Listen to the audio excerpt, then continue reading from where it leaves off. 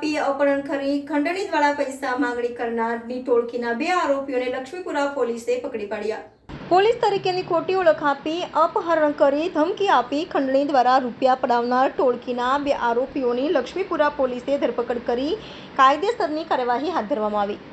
વડોદરા શહેરના police commissioner Shri Narasimha Komar સાહેબ તથા અધિક પોલીસ કમિશનર શ્રી મનોજ નીનામ સાહેબ તરફથી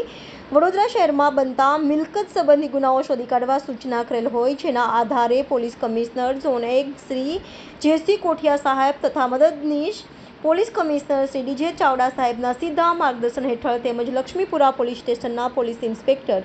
એમડી ચૌધરીની સીધી દોરવણી હેઠળ ગુનાના 2 આરોપીને શોધી કાઢી અટક કરી તેમજ બીજા 2 આરોપીઓના નામ શોધી કાઢી કાયદેસરની કાર્યવાહી કરતી Laxmipura police team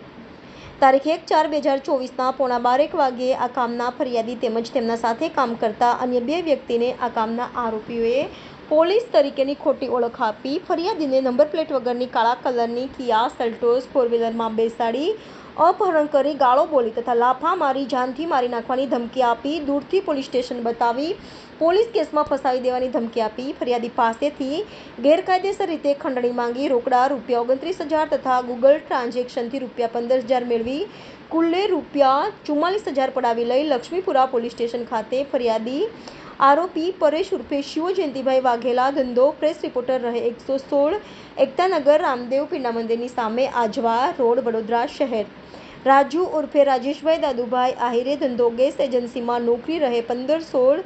પૂનમનગર Sayaji park Ajwa road Vadodara. Reporter Rahul Rajput YNN news Vadodara.